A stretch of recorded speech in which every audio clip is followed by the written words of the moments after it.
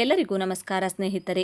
ರಾಜ್ಯ ಸರ್ಕಾರದಿಂದ ಪಡಿತರ ಚೀಟಿಗೆ ಕುಟುಂಬ ಸದಸ್ಯರ ಇಕೆವೈಸಿ ಕಡ್ಡಾಯಗೊಳಿಸಲಾಗಿದೆ. ಹೀಗಿದ್ದರೂ ಇನ್ನೂ ಕೆಲವರು ಇಕೆವೈಸಿ ಮಾಡಿರುವುದಿಲ್ಲ. ಇಂತಹ ಪಡಿತರ ಚೀಟಿಗಳಿಗೆ ರೇಷನ್ ನೀಡುವುದನ್ನು ನವೆಂಬರ್ 1ರಿಂದ ಸ್ಥಗಿತಗೊಳಿಸುವುದಾಗಿ ಸರ್ಕಾರ ಎಚ್ಚರಿಕೆ ನೀಡಿದೆ.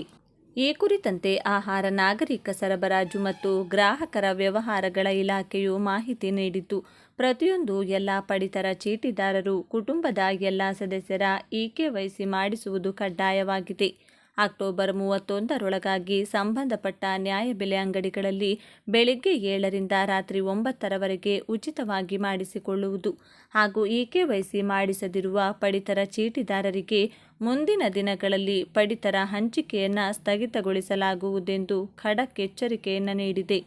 ಈ ಪಡಿತರವನ್ನು ಪಡೆಯಲು ನಾಗರಿಕರು ಮಾನ್ಯವಾದ ಪಡಿತರ ಚೀಟಿಯನ್ನು ಹೊಂದಿರಬೇಕು ಮತ್ತು ಇಕೆವೈಸಿ ಪ್ರಕ್ರಿಯೆಯನ್ನು ಪೂರ್ಣಗೊಳಿಸಬೇಕು.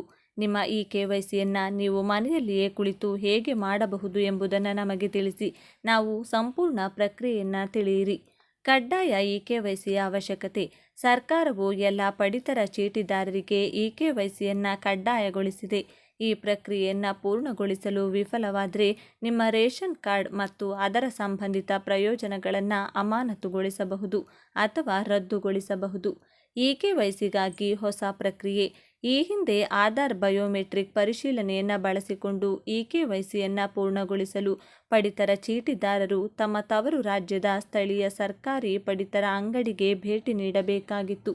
ಆದರೆ ಈಗ ನೀವು ನಿಮ್ಮ ಸ್ವಂತ ರಾಜ್ಯವನ್ನು ಹೊರತುಪಡಿಸಿ ಬೇರೆ ರಾಜ್ಯದಲ್ಲಿ ವಾಸಿಸುತ್ತಿದ್ದರೆ ನೀವು ಇಕೆವೈಸಿಗಾಗಿ ನಿಮ್ಮ ತವರು ರಾಜ್ಯಕ್ಕೆ ಹಿಂತಿರುಗುವ ಅಗತ್ಯವಿಲ್ಲ.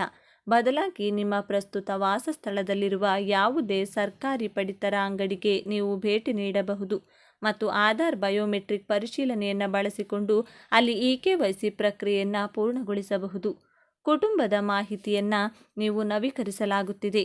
ಇಕೆವೈಸಿ ಪ್ರಕ್ರಿಯೆಯು ಹಳೆಯ ಕುಟುಂಬದ ಮಾಹಿತಿಗೆ ಸಂಬಂಧಿಸಿದ ಸಮಸ್ಯೆಗಳನ್ನು ಸಹ ಪರಿಹರಿಸುತ್ತದೆ. ಪಡಿತರ ಚೀಟಿಯಲ್ಲಿ ಪಟ್ಟಿ ಮಾಡಲಾದ ಎಲ್ಲ ಕುಟುಂಬ ಸದಸ್ಯರು ಇಕೆವೈಸಿ ಪ್ರಕ್ರಿಯೆಯನ್ನು ಪೂರ್ಣಗೊಳಿಸುವ ಅಗತ್ಯವಿದೆ.